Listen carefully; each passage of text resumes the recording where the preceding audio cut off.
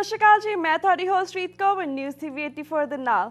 ਦਰਸ਼ਕੋ, 1984 ਦੇ ਸਿੱਖ ਕਤਲੇਆਮ ਦੇ ਮੁੱਖ ਦੋਸ਼ੀ ਸੱਜਣ ਕੁਮਾਰ ਨੂੰ ਅਦਾਲਤ ਵੱਲੋਂ ਬਰੀ ਕੀਤੇ ਜਾਣ ਦੇ ਫੈਸਲੇ ਖਿਲਾਫ ਸਿੱਖਾਂ ਵੱਲੋਂ ਪੂਰੇ ਭਾਰਤ ਵਿੱਚ ਚੌਥੇ ਦਿਨ ਦੇ ਧਰਨੇ ਪ੍ਰਦਰਸ਼ਨਾਂ ਦਾ ਸਿਲਸਿਲਾ ਜਾਰੀ ਰਿਹਾ।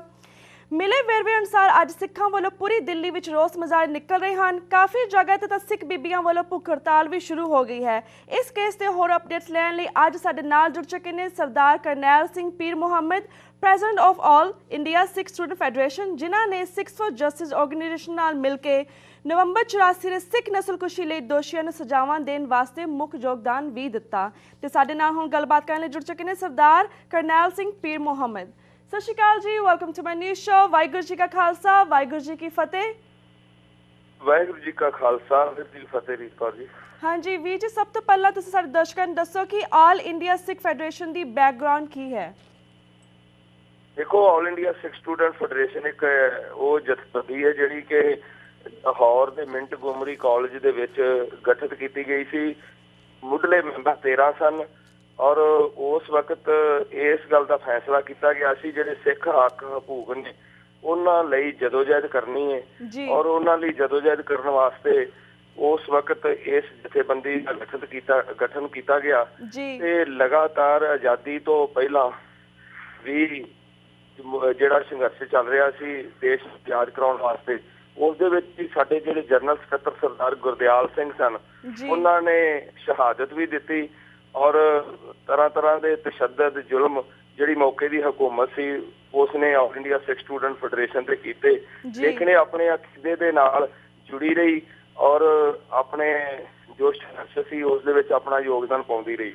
ਲੇਕਿਨ ਜਦੋਂ ਦੇਸ਼ ਆਜ਼ਾਦ ਹੋਇਆ ਤੇ ਆਜ਼ਾਦ ਦੇਸ਼ ਦੇ ਅੰਦਰ ਜੋ ਘਟਨਾਕ੍ਰਮ ਵਾਪਰਨਾ ਸ਼ੁਰੂ ਹੋਇਆ ਕਿ ਜਿਹੜੇ ਗੁਲਾਮ ਲੋਕ ਸਨ ਜਦੋਂ ਆਜ਼ਾਦ ਰੂਪ ਦੇ ਵਿੱਚ ਸਾਹਮਣੇ ਆਏ ਤਾਂ ਉਹਨਾਂ ਨੇ ਜੋ ਸਾਡੇ ਨਾਲ ਜ਼ੁਲਮ ਤਸ਼ੱਦਦ ਕਰਨਾ ਸ਼ੁਰੂ ਕੀਤਾ, ਸਾਡੇ ਨਾਲ ਭੇਦਭਾਵ ਕਰਨਾ ਸ਼ੁਰੂ ਕੀਤਾ, ਤਾਂ ਆਲ ਇੰਡੀਆ ਸਿੱਖ ਸਟੂਡੈਂਟ ਫੈਡਰੇਸ਼ਨ ਨੇ ਆਪਣਾ ਨਿਸ਼ਾਨਾ ਜਿਹੜਾ ਉਹ ਆਜ਼ਾਦ ਸਿੱਖ ਰਾਜ ਮਿਥਿਆ ਔਰ ਜਿਸ ਦੇ ਉੱਪਰ ਉਸ ਵੇਲੇ ਦੀ ਅਕਾਲੀ ਲੀਡਰਸ਼ਿਪ ਨੇ ਵੀ ਮੁੱਖ ਪਾਈ ਤਾਂ ਕਿ ਇਸ ਤੋਂ ਘੱਟ ਦਾ ਹੁਣ ਕੋਈ ਚਾਰਾ ਨਹੀਂ। ਤਾਂ ਇਹ ਲਗਾਤਾਰ ਜਥੇਬੰਦੀ ਆਪਣੀ ਜਦੋਜਹਿਦ ਕਰਦੀ ਆਈ।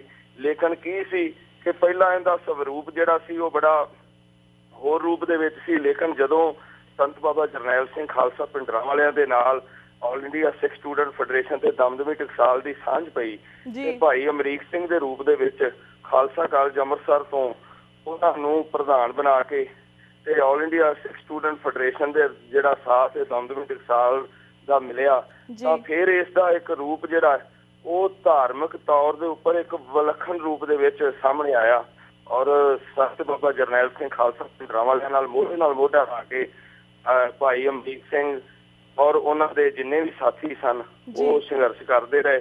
ਤੇ 6 ਜੂਨ 1984 ਦਾ ਉਹ ਦਿਨ ਸੀ ਜਿਸ ਦਿਨ ਭਾਰਤੀ ਹਕੂਮਤ ਦੇ ਨਾਲ ਭਾਰਤੀ ਫੌਜਾਂ ਦੇ ਨਾਲ ਟੱਕਰ ਲੈਂਦਿਆਂ ਹੋਇਆ ਸੰਤ ਬਾਬਾ ਜਰਨੈਲ ਸਿੰਘ ਖਾਲਸਾ ਪਿੰਡਰਾਂ ਵਾਲਿਆਂ ਦੇ ਨਾਲ ਔਰ ਜਰਨਲ ਸ਼ਬੀਰ ਸਿੰਘ ਦੇ ਨਾਲ, ਬਾਬਾ ਅਠਾਰਾ ਸਿੰਘ ਦੇ ਨਾਲ ਤੇ ਉਹਨਾਂ ਮਰਜੀਵੜੇ ਸਿੰਘ ਵਿੱਚ ਭਾਈ ਅਮਰੀਕ ਸਿੰਘ ਨੇ ਵੀ ਸ਼ਹਾਦਤ ਦਾ ਜਾਮ ਪੀਤਾ ਔਰ ਮੌਕੇ ਦੀ ਹਕੂਮਤ ਦੇ ਦੰਦ ਖੱਟੇ ਕੀਤੇ। ਤੇ ਉਸ ਤੋਂ ਲੈ ਕੇ ਲਗਾਤਾਰ ਜਥੇਬੰਦੀ ਜਿਹੜੀ ਭਾਰਤੀ ਹਕੂਮਤ ਦੀਆਂ ਅੱਖਾਂ ਦੇ ਵਿੱਚ ਰੜਕਦੀ ਰਹੀ ਔਰ ਇਸ ਦੇ ਉੱਪਰ ਪਾਬੰਦੀ ਵੀ ਲਾਈ। ਪਾਬੰਦੀ ਲਾਉਣ ਤੋਂ ਬਾਅਦ ਸੰਘਰਸ਼ ਕੀਤਾ ਗਿਆ, ਲੇਕਿਨ ਜੋ ਮੌਕੇ ਦੀ ਹਕੂਮਤ ਸੀ ਉਸ ਨੇ ਇਸ ਜਥੇਬੰਦੀ ਨੂੰ ਅੱਤਵਾਦੀ, ਵੱਖਵਾਦੀ, ਦਹਿਸ਼ਤਗਰਦ ਤੇ ਕਈ ਤਰ੍ਹਾਂ ਦੇ ਸ਼ਬਦਾਂ ਦੇ ਨਾਲ ਨਿਵਾਚਣਾ ਸ਼ੁਰੂ ਕਰ ਦਿੱਤਾ। ਫੈਡਰੇਸ਼ਨ ਦੀ ਮੈਂਬਰਸ਼ਿਪ ਨੂੰ ਰੋਕਣਾ ਸ਼ੁਰੂ ਕੀਤਾ। ਫੈਡਰੇਸ਼ਨ ਦੇ ਵਿੱਚ ਘੁਸਪੈਠ ਕਰਾਈ, ਕਾਲੀਆਂ ਭੇਡਾਂ ਵਾੜੀਆਂ, ਮੁਖਬਰ ਵਾੜੇ, ਤਰ੍ਹਾਂ ਦੇ ਉਹਨਾਂ ਜਥੇਬੰਦੀ ਨੂੰ ਪੂਰੀ ਤਰ੍ਹਾਂ ਖਿੰਡ ਕਰਨ ਵਾਸਤੇ ਔਰ ਇਸ ਨੂੰ ਤੋੜਨ ਵਾਸਤੇ, ਸਪਲਿਟ ਕਰਨ ਵਾਸਤੇ ਬੜੀਆਂ ਕੋਸ਼ਿਸ਼ਾਂ ਕੀਤੀਆਂ। ਲੇਕਿਨ ਸਮੇਂ ਇਹ ਦੌਰ ਚੱਲਦਾ ਰਿਹਾ। 19 ਜਨਵਰੀ 1995 ਨੂੰ ਮੈਨੂੰ ਇਸ ਜਥੇਬੰਦੀ ਦੀ ਸੇਵਾ ਸੰਭਾਲ ਜਿਹੜੀ 5 ਸਿੰਘ ਸਾਹਿਬਾਨ ਜਥੇਦਾਰ ਸ੍ਰੀ ਅਕਾਲ ਤਖਤ ਸਾਹਿਬ ਜਿਹੜੇ ਉਸ ਵੇਲੇ ਸਨ, ਪ੍ਰੋਫੈਸਰ ਮਨਜੀਤ ਸਿੰਘ ਐਕਟਿੰਗ ਜਥੇਦਾਰ, ਉਹਨਾਂ ਨੇ ਫੈਡਰੇਸ਼ਨ ਦੇ ਸਾਰੇ ਧੜਿਆਂ ਵਿੱਚ ਏਕਤਾ ਕਰਵਾ ਕੇ ਮੈਨੂੰ ਇਹ ਜ਼ਿੰਮੇਵਾਰੀ ਸੌਂਪੀ। ਤੇ ਉਸ ਦਿਨ ਤੋਂ ਲੈ ਕੇ ਮੇਰੀਆਂ ਕੋਸ਼ਿਸ਼ਾਂ ਰਹੀਆਂ ਕਿ ਮੈਂ ਜਥੇਬੰਦੀ ਵਿੱਚ ਵੱਧ ਤੋਂ ਜਿਹੜੀ ਏਕਤਾ ਦੀ ਕੋਸ਼ਿਸ਼ ਕਰਾਂ।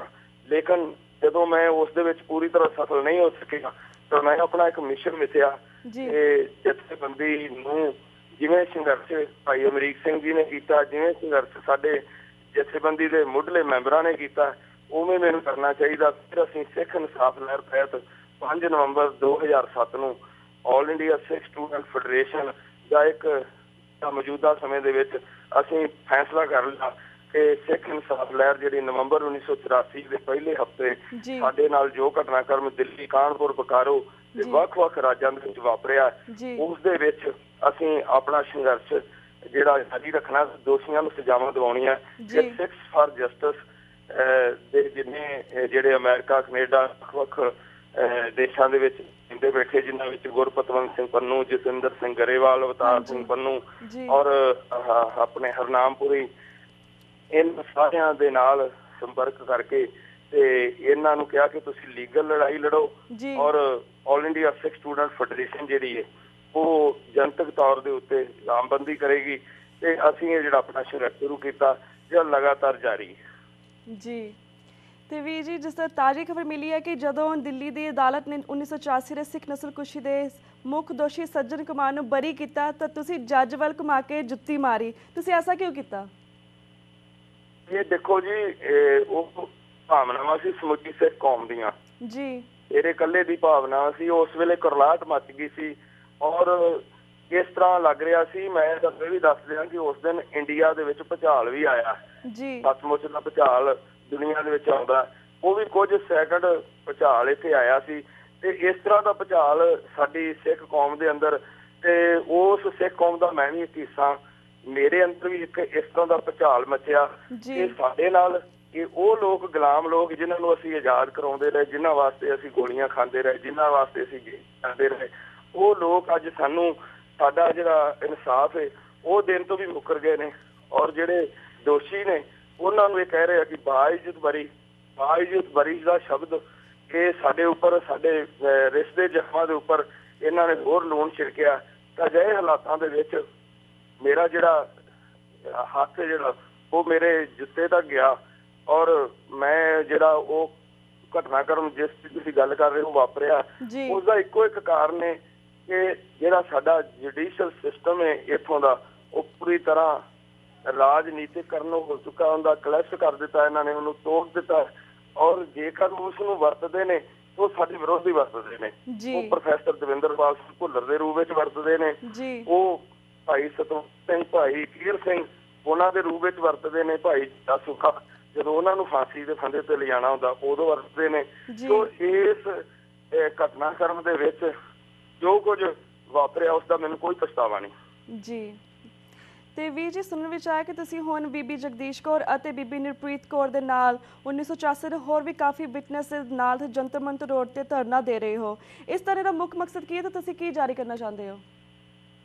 ਦੇਖੋ, ਇਹਨਾਂ ਬੀਬੀਆਂ ਨੇ ਗਵਾਹੀਆਂ ਦਿੱਤੀਆਂ, ਇਹਨਾਂ ਦੇ ਪਰਿਵਾਰ ਉਦੋਂ ਸ਼ਹੀਦ ਹੋਏ ਔਰ ਲਗਾਤਾਰ ਇਹਨਾਂ ਨੂੰ ਅਸੀਂ ਪ੍ਰੇਰਿਆ। ਇਹ ਉਦੋਂ ਤੋਂ ਹੀ ਸਾਨੂੰ ਕਹਿੰਦੇ ਸਨ ਕਿ ਸਾਡੀਆਂ ਗਵਾਹੀਆਂ ਦਵਾ ਲਓ, ਸਭ ਕੁਝ ਕਰ ਲਓ, ਲੇਕਿਨ ਮੌਕੇ ਦੀ ਹਕੂਮਤ ਨੇ ਸਾਨੂੰ 29 ਸਾਲ ਹੋ ਗਏ ਨੇ ਇਨਸਾਫ ਨਹੀਂ ਦਿੱਤਾ ਤੇ ਅੱਗੇ ਸਾਨੂੰ ਕੀ ਇਨਸਾਫ ਦੇਣਗੇ? ਬੀਬੀ ਜਗਦੀਸ਼ ਕੌਰ ਇੱਕ ਬਿਰਧ ਮਾਤਾ ਜਿਹਨਾਂ ਪਤੀ ਔਰ ਜਿਸ ਦਾ ਬੇਟਾ ਔਰ 3 ਭਾਈ ਜਿਹੜੇ ਸ਼ਹੀਦ ਕਰ ਦਿੱਤੇ ਸੀ, ਇਸੇ ਤਰ੍ਹਾਂ ਨਿਰਪ੍ਰੀਤ ਕੌਰ ਉਸਦੇ ਪਿਤਾ ਨੂੰ ਸ਼ਹੀਦ ਕਰ ਦਿੱਤਾ, ਜੰਗਸ਼ੇਰ ਸਿੰਘ ਉਸਦੇ 3 ਭਰਾਵਾਂ ਨੂੰ ਸ਼ਹੀਦ ਕਰ ਦਿੱਤਾ ਗਿਆ। ਤਾਂ ਇਹਨਾਂ ਲੋਕਾਂ ਨੇ ਡਟ ਕੇ ਆਪਣੀ ਜੋ ਇਹਨਾਂ ਨੂੰ ਘਟਨਾਕ੍ਰਮ ਵਾਪਰਿਆ ਸੀ ਉਹ ਪੂਰੀ ਅਦਾਲਤ ਨੂੰ, ਜੱਜ ਸਾਹਿਬ ਨੂੰ ਔਰ ਸਾਰਿਆਂ ਨੂੰ ਦੱਸਿਆ, ਲੇਕਿਨ ਇਹ ਲੋਕ ਇੰਨੇ ਹੈਗੇ ਨੇ, ਉਹ ਮੈਂ ਇਹਨਾਂ ਦੇ ਬਾਰੇ ਉਹ ਕੋਈ ਐਸਾ ਸ਼ਬਦ ਨਹੀਂ ਵਰਤ ਸਕਦਾ ਸੀ, ਲੇਕਿਨ ਇਹਨਾਂ ਨੇ ਉਹ ਸਾਡੀਆਂ ਸਾਰੀਆਂ ਗੱਲਾਂ ਨੂੰ ਪਾਸੇ ਰੱਖ ਕੇ ਫਿਰ ਇਹਨਾਂ ਨੂੰ ਬਰੀ ਕਰ ਦਿੱਤਾ। ਅਜਿਹੇ ਹਾਲਾਤਾਂ ਦੇ ਵਿੱਚ ਹੁਣ ਅਸੀਂ ਅਰਵਿੰਦ ਕੇਜਰੀਵਾਲ ਹੈ, ਮੈਂ ਉਹਨਾਂ ਨਾਲ ਮੀਟਿੰਗ ਕੀਤੀ ਸੀ, ਉਹਨਾਂ ਨੂੰ ਕਿਹਾ ਕਿ ਕੇਜਰੀਵਾਲ ਜੀ ਤੁਸੀਂ ਹੋਰ ਇੰਡੀਆ ਦੇ ਵਿੱਚ ਜਿਹੜੀਆਂ ਦੁਸ਼ਵਾਰੀਆਂ ਨੇ, ਭ੍ਰਿਸ਼ਟਾਚਾਰ ਦੀ ਗੱਲ ਕਰਦੇ ਹੋ, ਘਪਲਿਆਂ ਦੀ ਗੱਲ ਕਰਦੇ ਹੋ, ਲੇਕਿਨ ਇਸ ਦੇਸ਼ ਦੇ ਹਾਕਮ ਜਿਹੜੇ ਨੇ ਉਹ ਪੂਰੀ ਤਰ੍ਹਾਂ ਆਤੰਕਵਾਦੀ ਬਣ ਚੁੱਕੇ ਨੇ ਔਰ ਇਹ ਅੱਤਵਾਦੀਆਂ ਨੂੰ ਜਿੰਨੀ ਦੇਰ ਤੱਕ ਤੁਸੀਂ ਸਾਡਾ ਸਾਥ ਦੇ ਕੇ ਠੱਲ ਨਹੀਂ ਪਾਉਂਦੇ ਔਰ ਇਹਨਾਂ ਦੇ ਵਿਰੁੱਧ ਕਾਨੂੰਨੀ ਕਾਰਵਾਈਆਂ ਨਹੀਂ ਹੁੰਦੀਆਂ, ਉਨੀ ਦੇਰ ਤੱਕ ਤੁਹਾਡਾ ਸੰਘਰਸ਼ ਜਿਹੜਾ ਅਧੂਰਾ। ਸੋ ਉਹਨਾਂ ਨੇ ਇੱਕ ਆਮ ਆਦਮੀ ਪਾਰਟੀ ਬਣਾਈ ਹੈ, ਉਹ ਸਾਡੇ ਨਾਲ ਕੱਲ ਬੈਠੇ ਫਾਸਟ ਦੇ ਉੱਪਰ, ਔਰ ਉਹ ਲਗਾਤਾਰ ਅਸੀਂ ਜਿਹੜਾ ਜੰਤਰ ਮੰਤਰ ਦੇ ਉੱਪਰ ਆਪਣਾ ਧਰਨਾ ਪ੍ਰਦਰਸ਼ਨ ਸ਼ੁਰੂ ਕਰ ਦਿੱਤਾ। ਔਰ ਉਸ ਦੇ ਵਿੱਚ ਅਸੀਂ ਸਾਰੇ ਉਹਨਾਂ ਨੂੰ, ਮਨੁੱਖੀ ਅਧਿਕਾਰ ਪਸੰਦ ਲੋਕਾਂ ਨੂੰ, ਸਾਰਿਆਂ ਨੂੰ ਅਸੀਂ ਅਪੀਲ ਕੀਤੀ ਸੀ ਤੁਸੀਂ ਵੀ ਇਹਦੇ ਵਿੱਚ ਆਓ ਔਰ ਇਹ ਦੁਨੀਆ ਨੂੰ ਦੱਸ ਸਕੀਏ। ਲੇਕਿਨ ਸਾਡਾ ਜਿਹੜਾ ਵਿਸ਼ਵਾਸ ਹੈ ਉਹ ਇਹਨਾਂ ਤੋਂ ਬਿਲਕੁਲ ਉੱਠ ਚੁੱਕਾ ਹੈ। ਇਸੇ ਕਰਕੇ ਨਵੰਬਰ 2013 ਦੇ ਵਿੱਚ ਸੰਯੁਕਤ ਰਾਸ਼ਟਰ ਦੇ ਵਿੱਚ ਪਟੀਸ਼ਨ ਜਿਹੜੀ ਹੈ 10 ਲੋਕਾਂ ਨੂੰ ਦਸਤਖਤਾਂ ਵਾਲੀ, ਉਹ ਪਾਉਣ ਵਾਸਤੇ ਅਸੀਂ ਨਿਰੰਤਰ ਹੁਣ ਸੰਘਰਸ਼ ਕਰਾਂਗੇ ਸਾਰੀਆਂ ਸਟੇਟਾਂ ਦੇ ਵਿੱਚ ਔਰ ਦੁਨੀਆ ਭਰ ਦੇ ਲੋਕਾਂ ਦੇ ਵਿੱਚ ਜਾ ਕੇ ਅਸੀਂ ਉਹ ਦਸਤਖਤ ਕਰਵਾ ਕੇ ਉਹ ਪਟੀਸ਼ਨ ਜਿਹੜੀ ਹੈ ਉਹ ਸੰਯੁਕਤ ਰਾਸ਼ਟਰ ਦੇ ਵਿੱਚ ਜਨੇਵਾ ਸਥਿਤ ਜਿਹੜਾ ਉਹਨਾਂ ਦਾ ਆਫਿਸ ਮੁੱਖ ਦਫ਼ਤਰ ਹੈ ਉੱਥੇ ਪਾਵਾਂਗੇ ਜੀ। ਤੇ ਵੀ ਤੁਸੀਂ ਗੱਲ ਕੀਤੀ ਕਿ 29 ਸਾਲ ਹੋ ਗਏ ਸਾਨੂੰ ਹਜੇ ਤੱਕ ਇਨਸਾਫ ਨਹੀਂ ਮਿਲੇ, ਤੇ ਹੁਣ ਸਾਡਾ ਸਿੱਖਾਂ ਦਾ ਨੈਕਸਟ ਸਟੈਪ ਕੀ ਹੈ? ਨੈਕਸਟ ਸਟੈਪ ਸਾਨੂੰ ਕੀ ਲੈਣਾ ਚਾਹੀਦਾ ਹੁਣ? ਹਾਂਜੀ, ਤੁਸੀਂ ਜਿਸ ਤਰ੍ਹਾਂ ਗੱਲ ਕੀਤੀ ਕਿ 29 ਸਾਲ ਹੋ ਗਏ ਸਾਨੂੰ ਹਜੇ ਤੱਕ ਇਨਸਾਫ ਨਹੀਂ ਮਿਲਿਆ ਹੈਗਾ ਇੰਡੀਆ ਦੀ ਗਵਰਨਮੈਂਟ ਦੇ ਕੋਲੋਂ, ਤੇ ਹੁਣ ਜਿੱਦਾਂ ਸੱਜਣ ਕੁਮਾਰ ਨੂੰ ਬਰੀ ਕਰ ਦਿੱਤਾ, ਤੁਹਾਡਾ ਨੈਕਸਟ ਸਟੈਪ ਕੀ ਹੈ? ਤੁਸੀਂ ਕੀ ਕਰੋਗੇ? ਲੜਾਈ ਨੂੰ ਤੁਸੀਂ ਅੱਗੇ ਕਿਸ ਤਰ੍ਹਾਂ ਲੈ ਕੇ ਜਾਓਗੇ?